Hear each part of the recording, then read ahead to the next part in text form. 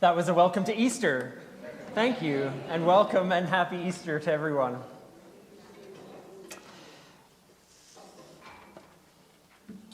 Want to welcome each and every one of you, whether you're here in the room, online, joining us here in this time and place, or through the power of video archives at whatever time and place you're appreciating this.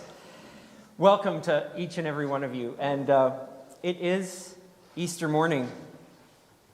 And as we welcome one another, we remember that Easter is no different than any other time that we gather. That it's a time of embracing each other as community and doing that in a way that welcomes all, includes all. And so we recognize and affirm that here at SSUC we are spiritual seekers united in community.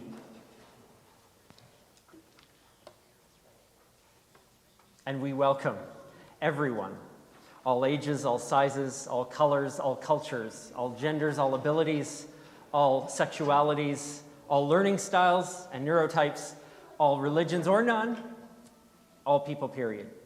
So welcome to each and every one of you. It is one of the oldest traditions and customs in the Christian tradition, Easter. But just because something is ancient doesn't mean that we need to mark it and celebrate it in exactly the same way that we always have or that the tradition always has. We inherit this morning an old story. It's about a movement leader who was killed and entombed and friends who found the tomb empty. We've inherited a tradition that has layered meanings layers of meaning on top of that story, and we celebrate that. And we also recognize that new times call for new meanings. And so we choose as community to celebrate Easter this morning among community who find it worthy to celebrate the hope of the coming season of spring. We find meaning in celebrating the potential of light returning to our dark winter. And the light of possibility entering into our often challenging lives. We honor the futility of violence and the work and hope that living for peace might bring. We choose to honor Easter as the celebration of finding ways forward where before we thought there were none. So this might be an old story, but we gather to celebrate a new Easter. And so in whatever ways you will honor that and celebrate that in our time together, you're welcome. And may you find it helpful and meaningful on this Easter morning. So we've been welcomed to Easter in a lot of different ways. How about one more with the words and the music of the choir? Thanks, choir.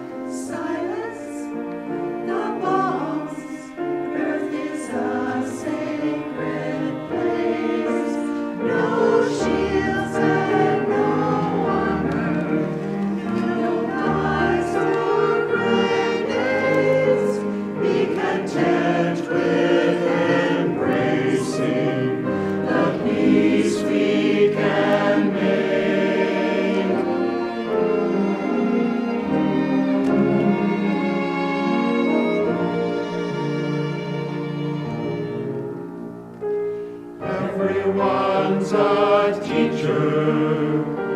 Everyone can lead. Let us focus on giving and abandoning greed. Let us not lose sight of the power of peace. When our very survival needs all to be free.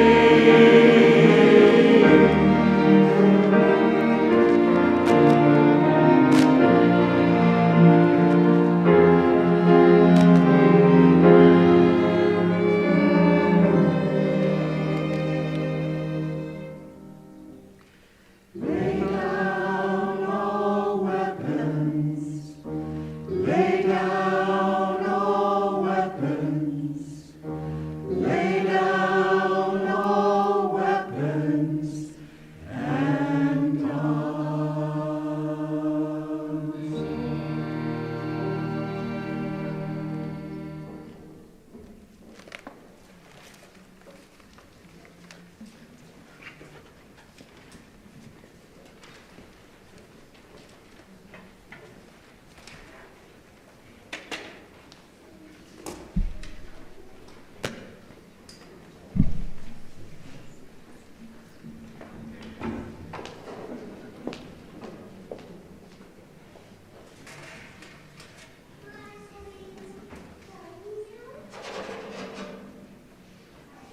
Good morning. Oh.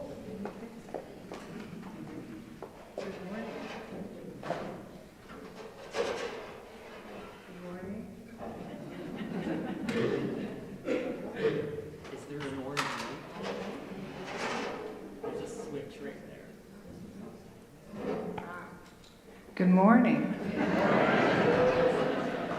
That was a little harder work than it usually is. I'm Mary McFarlane, and I have the privilege of being the gathering companion this morning. And I want to wish for each of you spring and Easter blessings in great abundance.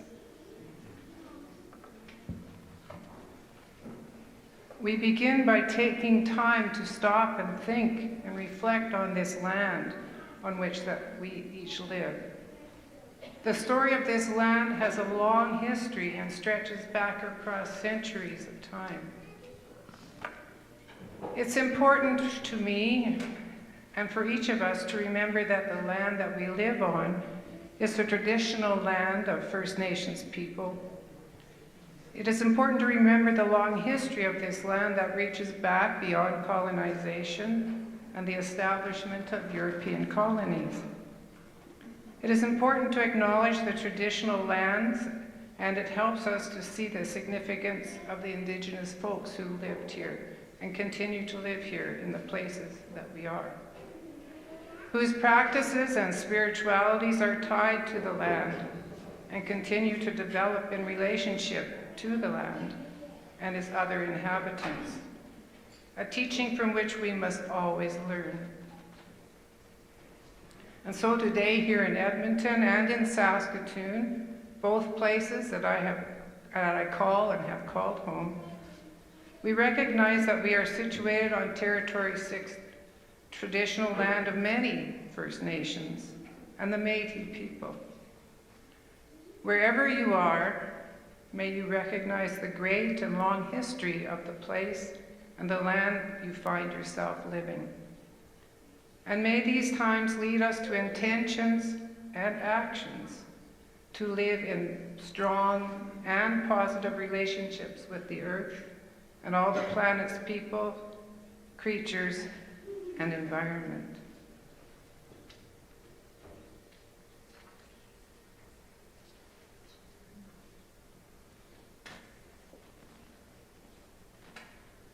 In this season that brings new life, butterflies, bunnies, eggs, geese overhead, pussy willows, and daffodils. In this season, we also welcome back longer days, warmer temperatures, and for some of us, puddles to jump in. This season of new life also brings a time for planning and planting of gardens and crops, baby calves that are born, leaves that will bud on the trees soon, for grass that will turn green and bulbs that will soon emerge from the ground. In this season that brings with it new life, we light our community candle.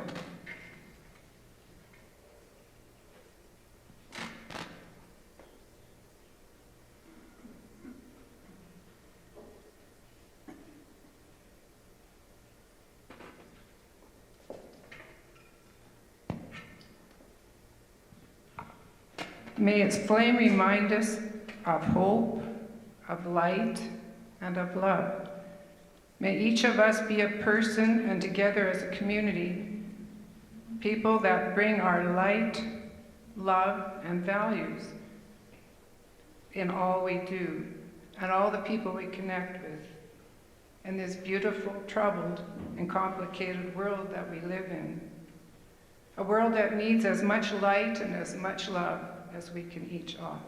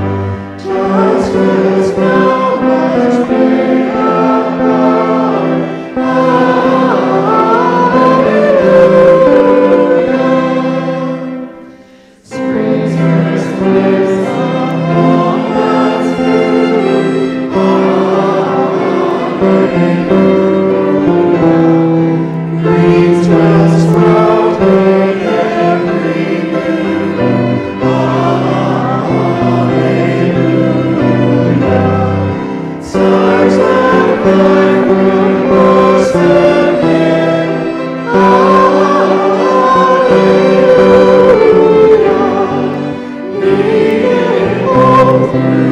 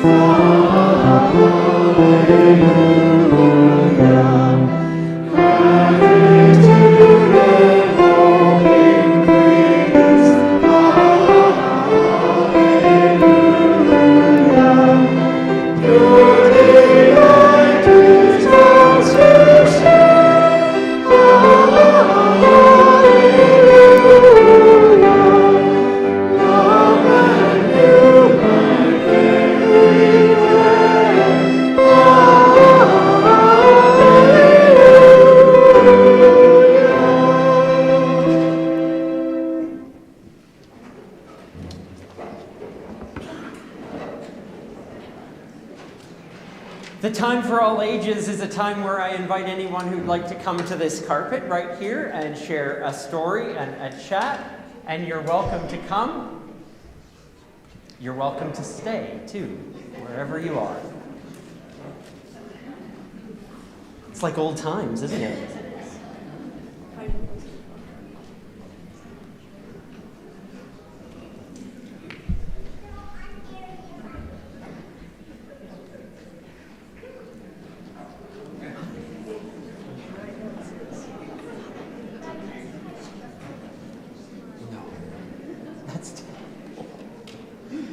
There's lots of room. We could even scooch this way on the carpet so there's room at the back.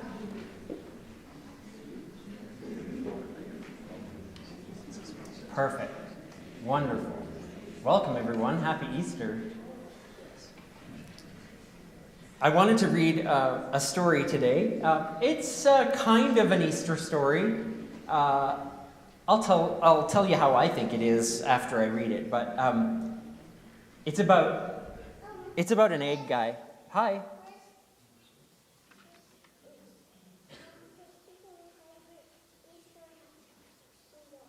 I don't have my Easter suit on.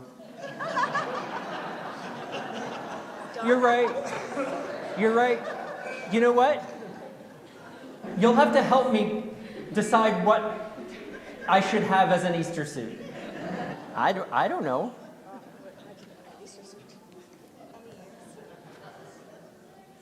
I thought I kind of looked springy and colorful, but...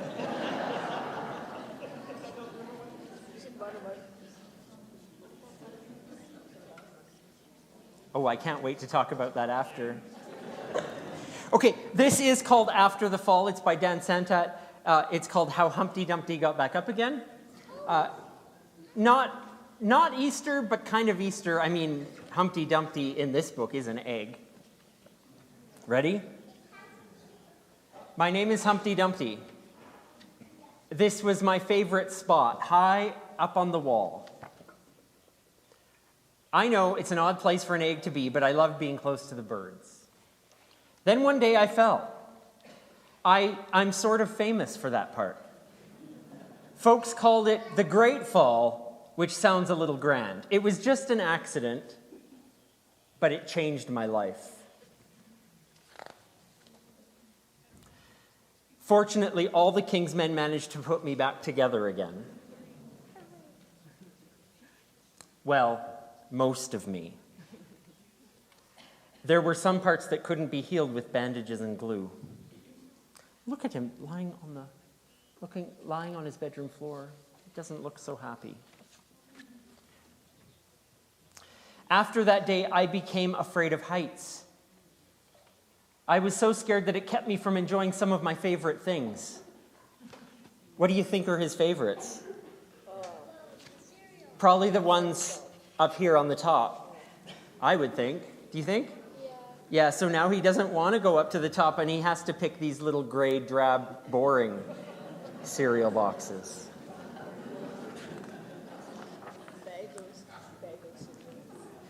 I walked past the wall every day and I would think about climbing that ladder again. I really missed the birds and being high above the city. But I could never do it because I knew that accidents could happen. I eventually settled for watching the birds from the ground. It wasn't the same, but it was better than nothing. Then one day, an idea flew by. Do you see the idea? Mm-hmm. I think it's this little paper airplane. Well, it might be. Who knows what his idea was? Making planes was harder than I thought.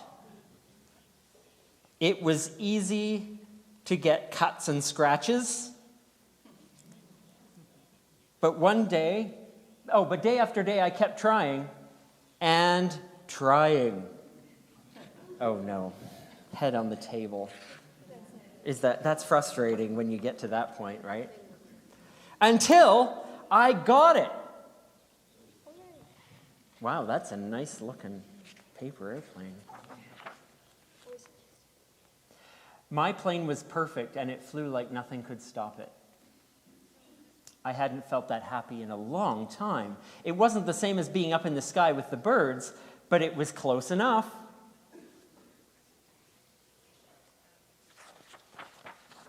Unfortunately, accidents happen. Oh no. They always do. What's happening to that paper bird? Going over the wall. Shoot. What's he gonna do? I almost walked away again. But then I thought about all the time I'd spent working on my plane and all the other things I'd missed. I decided I was going to climb that wall. But the higher I got, the more nervous I felt. I didn't want to admit it, but I was terrified. I didn't look up. I didn't look down. I just kept climbing one step at a time. Until I was no longer afraid. Woohoo! He got to the top. Maybe now you won't think of me as that egg who was famous for falling. Darn, I really wrecked the story there. The egg who was famous for falling. Crack, crack, crack, look, uh-oh. Hopefully you'll remember me as the egg who got back up. And wah! Oh my gosh. And learn to fly. Look, there was a bird in that egg all along. He lost his shell, he lost his pants, he lost his clothes, his shirt, his tie, and look what was in that egg. Maybe King's energy. He magically grew too, I think.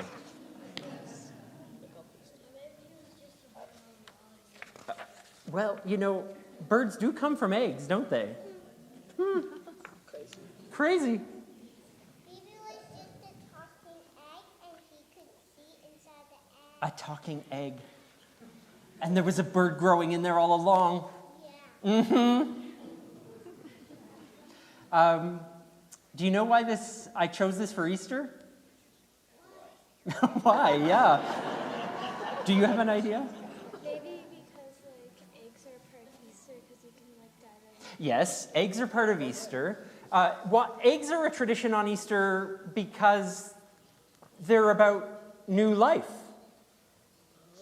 Right? There's little chicks in those eggs. Or big, fancy, golden birds. Who knows?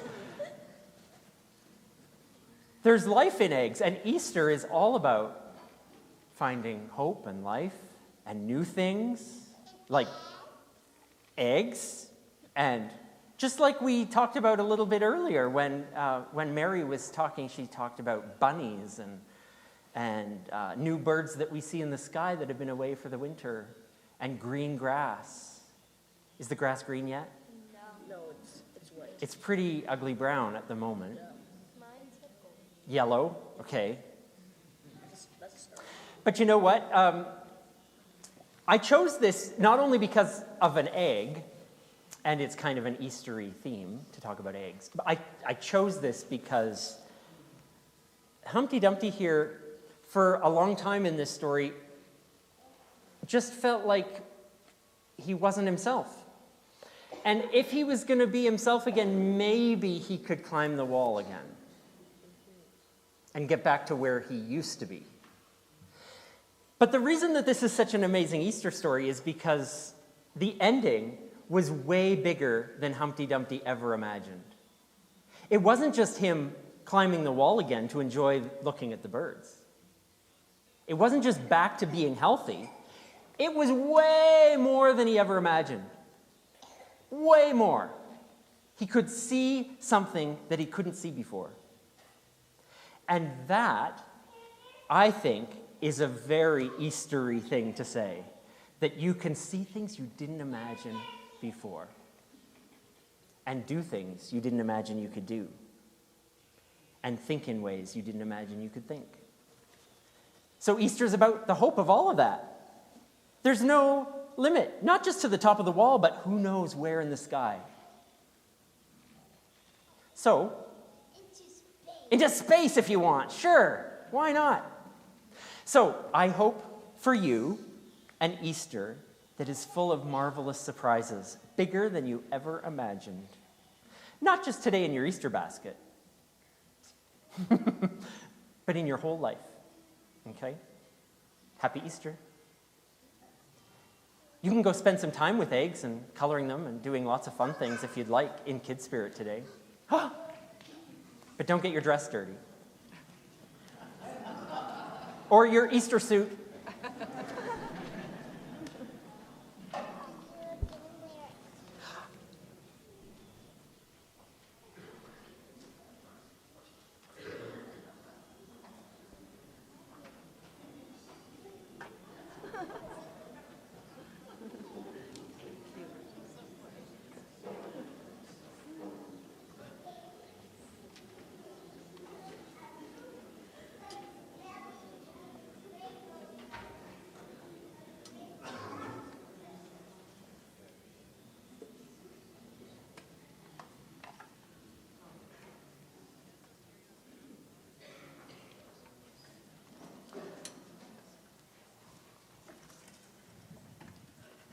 As we ponder the day in front of us, I want to honor the fact that today is not only Easter, but is also Trans Day of Visibility. And so we honor that, of course, with lots of possibilities. There are a few events this afternoon and this evening. If you've got no other plans, then why not celebrate and honor and have rally and vigil with our trans friends as allies. Those things coming up, and as well in the next couple of weeks on Wednesday, April 17th, a trans family mixer, one of which we had about a month or two ago, and we'll host another one on April 17th. A chance just to have safe space, a time to gather for trans families to gather, and allies are always welcome. So please consider those opportunities. In 2 weeks' time, our Affirm lunch will happen following the gathering. A time of learning as well, where we will watch and discuss a video, and we'll have one or more members of the gang, the grandmothers group, to introduce that video to us and help us to watch that and discuss that. So please consider coming to that. Everything happens around food, so this is fantastic. Newcomers lunch. If you're a newcomer, and you can define that however you like, if you've been around for a year or 2 or 3 or a day or a week, you're welcome to a lunch following the gathering on Sunday, April 28th. There will be some invitations. There will be a way to respond so that we know how many are coming. That'll all be coming shortly, but just wanted to let you know that that is on the horizon.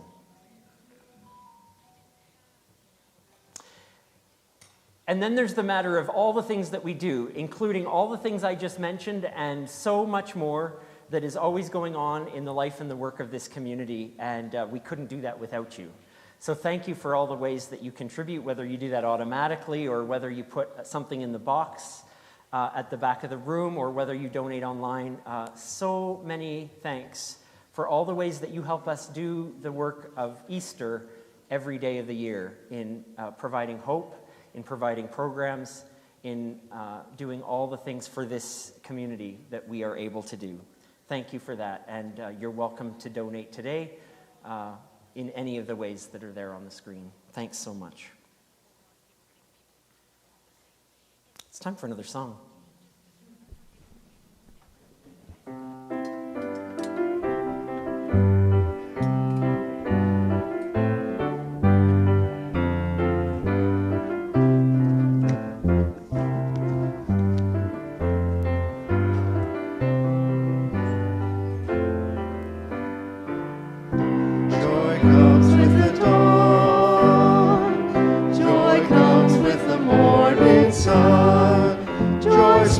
From the heart that scatters the night with her song. Joy comes with the dawn.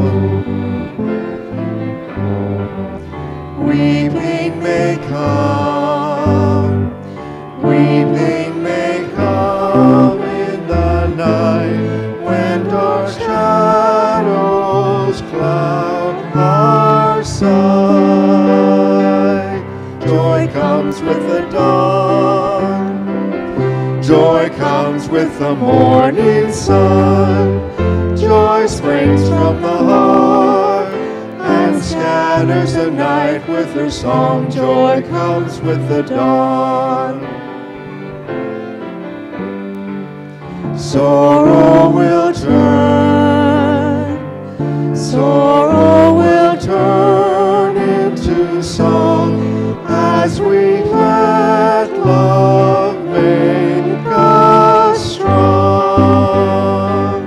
Joy comes with the dawn, joy comes with the morning sun. Joy springs from the heart and scatters the night with her song. Joy comes with the dawn.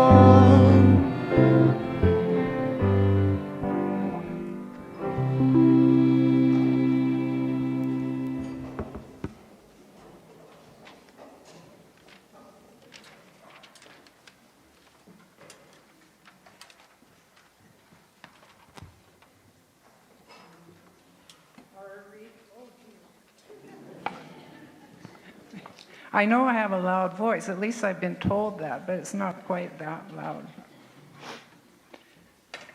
Our reading this morning is from the first century Christian community, Luke 24, verses 1 through 3.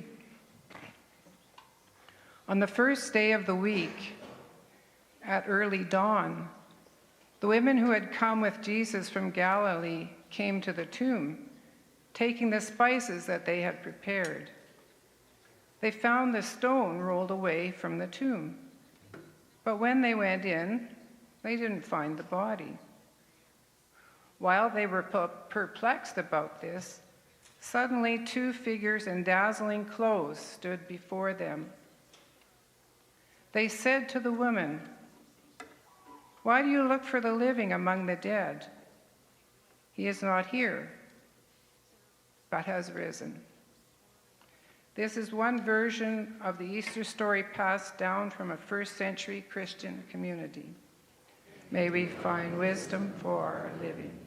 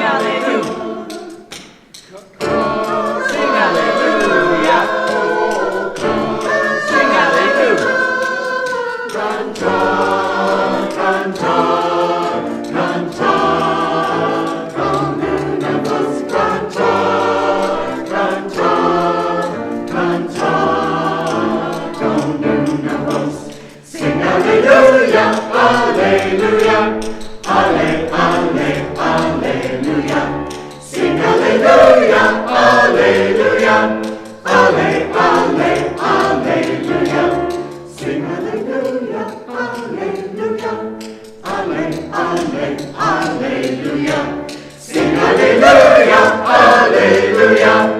Halle, halle, hallelujah.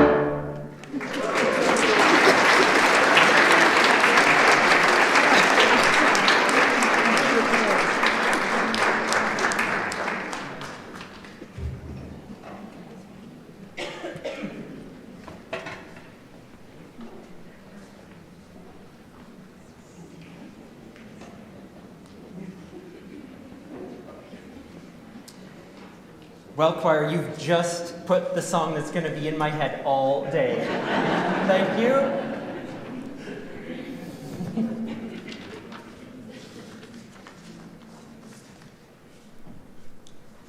Well, happy Easter, everyone. I'm going to start by going back a few years ago and sharing a little story and video with you that happened a few years ago while driving in Switzerland. I'll give you just a little thing. I was driving but was not taking the video, just in case you're worried. I'm not saying that's never happened in my life, but it didn't happen this time.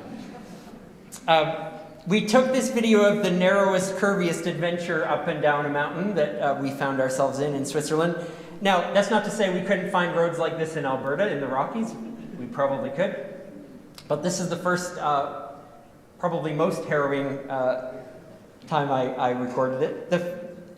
We only captured it going down, but you could imagine it also going up the first time. This was not the first time, so yeah, a little bit less stressful, but not so. So what happens when you meet a car? I didn't know. What are we going to do? Who's going to go? Who will pull over? And so every twist and turn brought some kind of new adventure. We discovered when I noticed him backing up that, oh, okay, he must be waiting for me. So I guess that's what I'll do.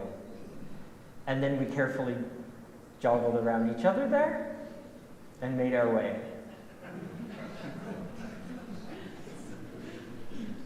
I'm just grateful that wasn't nighttime. Yeah, every hairpin curve was a new question. What's around this one?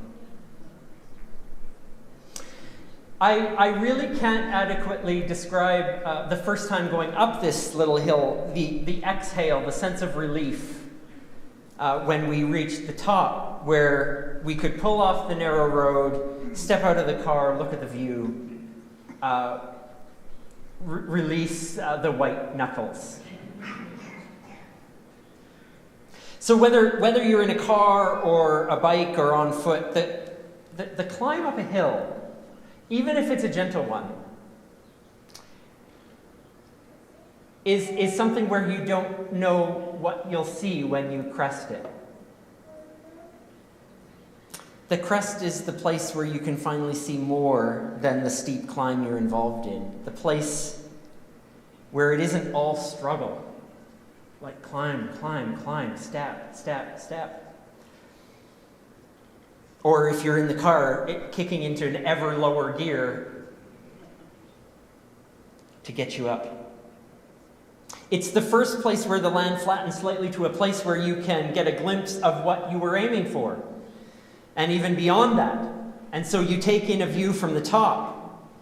A view of what you were looking for, and you can see where you've been, and an expanse that opens to a new horizon that your eyes hadn't seen before. The crest of a hill is also a beautiful metaphor, isn't it? When every step of life's challenge and struggle taxes the muscles and taxes our endurance.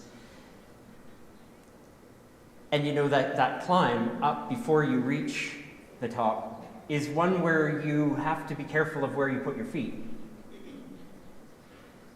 If you can imagine a hike on a trail and you're climbing, you don't want to trip on that tree root.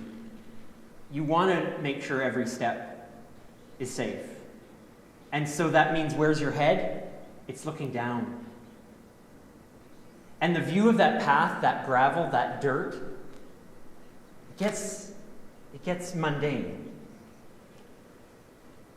So when you finally reach the apex, when you crest the hill and experience some joy, some rest, find some new wisdom or renewal in your spirit and just exhale. It is truly a beautiful thing.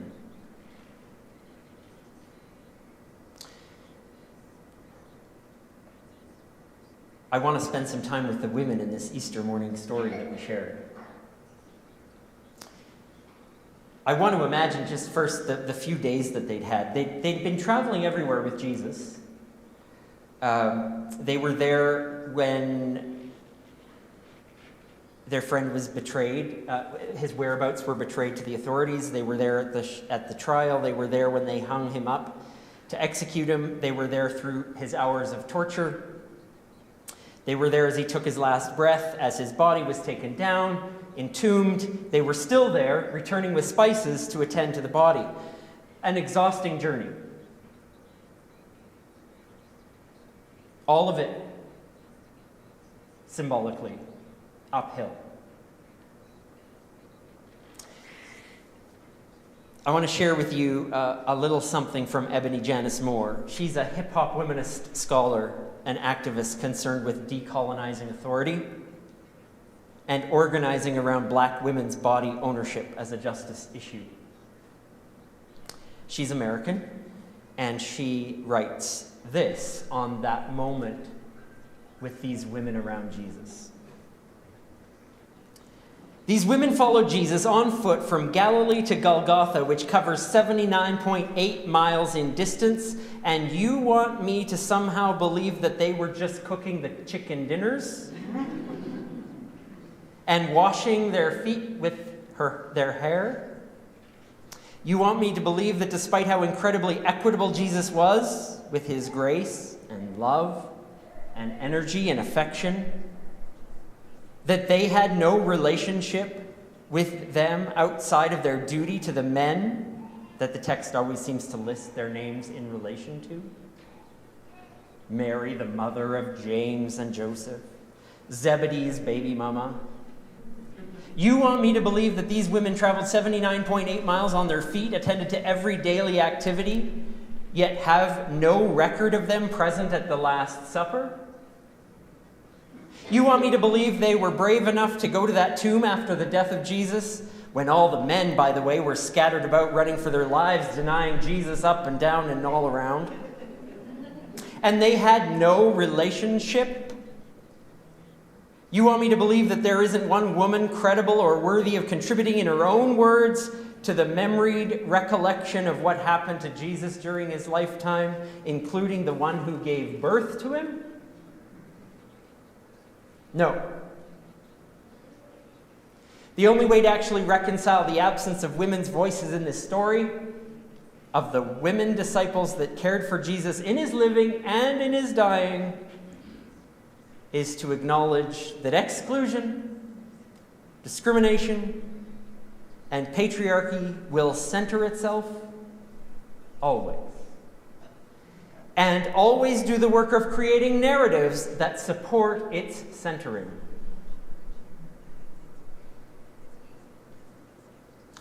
That's Ebony Janice Moore. Woo! These women's stories are noticeably absent in all but a few glimpses here and there. And that's why when we read these ancient stories, we must read them with eyes always toward who's absent, who's pushed aside, and who had to have been there.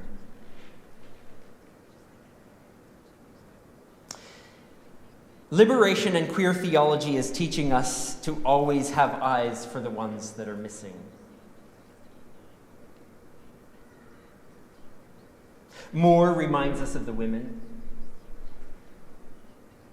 Others remind us that there are genders not represented, but who are standing there in the background. The queer folks taking action on the periphery. The immigrants and refugees who didn't have a voice. The differently abled who had a stake in this political game. These women, they hadn't been physically tortured and killed like their teacher, but the emotional and psychological pain had to be intense, ongoing, and excruciating. If we imagine their ordeal and marvel at their courage, their steadfastness, their willingness to remain in the challenging places and stay in the pain,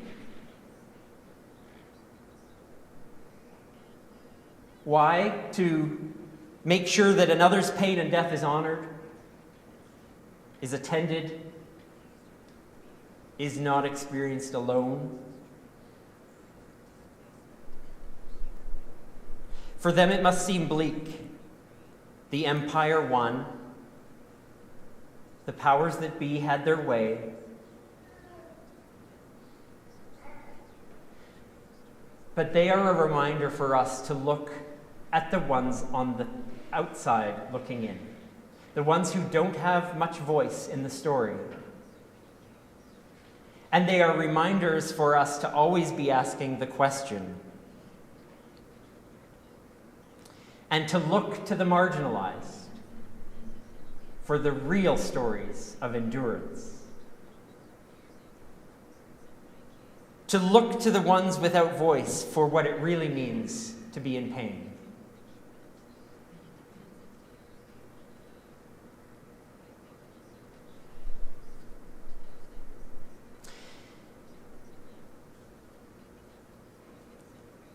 So these women go to the tomb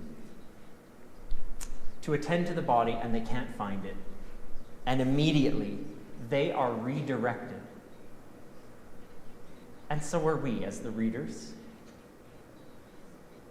The story imagines two glowing figures, givers of wisdom, questioners, and the wisdom that dawns on them in this moment is that they're looking in the wrong place.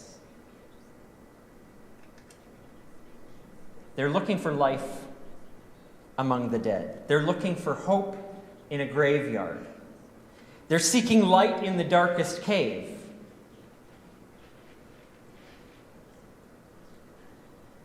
Maybe they should look elsewhere. I can imagine the idea slowly dawning on them as they look from the dark recesses of that cave up and out to the light streaming in the entranceway, that perhaps they're looking to attend to the wrong thing.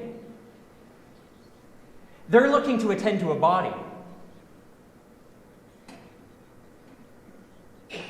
Perhaps they need to attend to those who are mourning and those who need them. This growing ember of a thought that the future doesn't lie here, but in the people they've come to know and love. That hope rests in their friends and in the movement of love and compassion that had begun with them and now must continue in others. That's where it's at. There are hurting people. So let's not get sidetracked by looking backwards. Let's take hands and attend to who's right in front of us. Maybe you can imagine with me when your eyes finally rise from the complexities and challenges of every step on the path. The seemingly endless steps, and you wonder, will this ever end? Maybe you can imagine of what it might feel like to lift your head, lift your eyes. To imagine that sharp intake of breath when you finally realize there's more over the horizon. And it's lovely. There's more than the pebbles under your feet.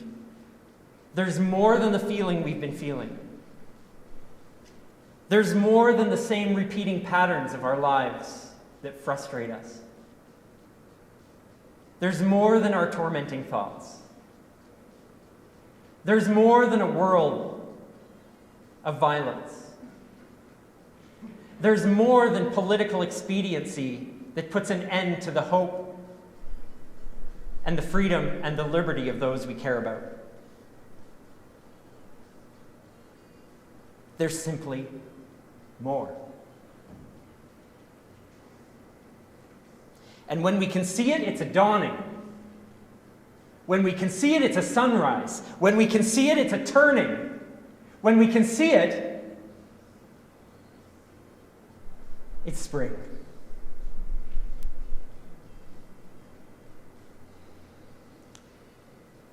This is why love is such a central part of our tradition's teaching and a necessary part of our living. Our love is one of the few things, maybe the only thing, that will outlive us. The love we receive and put out into the world, the love we share with family, the love we share with friends, with our community, with our adopted families, with our communities that we surround ourselves with, the love we pour into that is never lost. That love endures.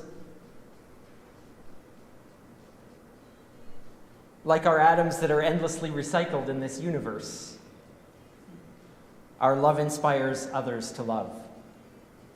And the love we give right now shapes and molds other people's hearts so that they can learn how to love. It impacts and changes lives and worlds. Not with grand political decrees, not with amazing global movements, but with one act of love at a time. The influence and power of your words, your lives, beyond the invisible curve, beyond the current challenge, and far beyond the crest of the hill.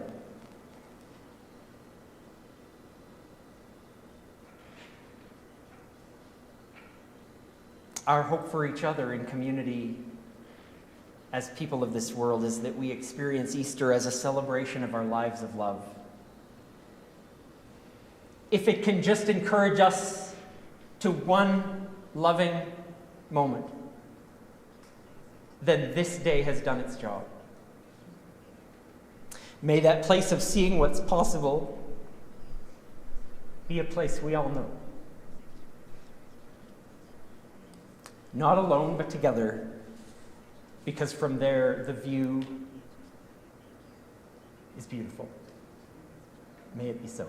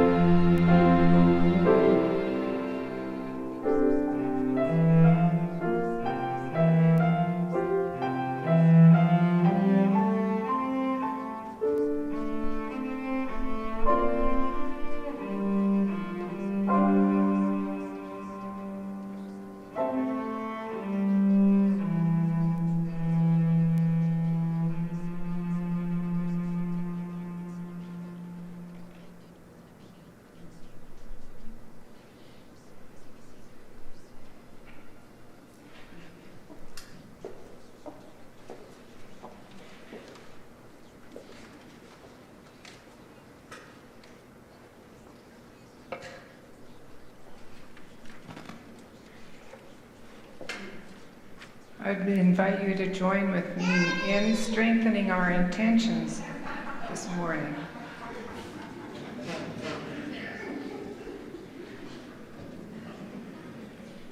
On this Easter morning, may we give ourselves to a deep joy for life and opening ourselves to the adventure of living. May we work at building resilient lives together, where we reframe our days toward love, toward sufficiency, toward forgiveness, and toward the new possibilities that can take root and grow in us and in the world. We strengthen our intentions to rise to this adventure, alive to our own confidence and strength to meet each moment, come what may. May it be so.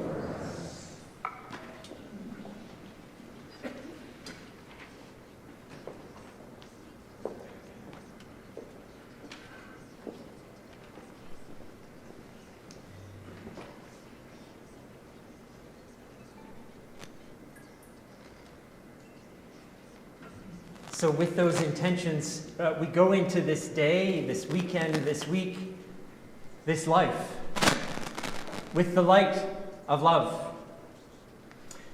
And as we change it to become whatever it needs to be and to take new form, may we sing a song that helps us know that whatever love we have to share, it's already inside of us. Gratitude for the love and the fullness of life.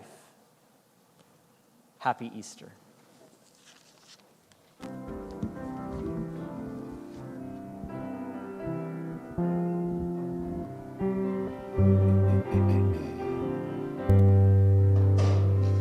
For all the lives that love's true kindness lifts, for all the friends whose love receives as gifts, for all the wounds that love finds ways to heal, for all the feelings that our love reveals, my heart is grateful and warm, safe harbor in the storm, my heart's full of beating for love.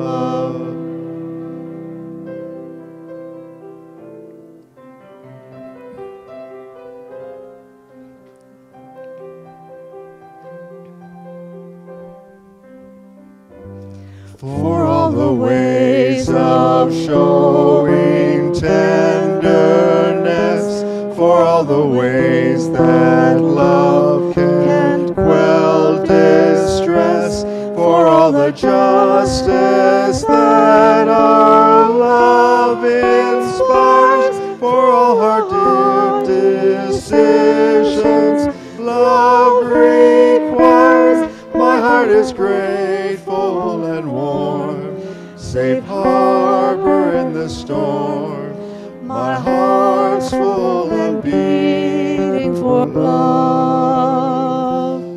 My heart's grateful and warm, safe harbor in the storm, my heart's full of beating for love.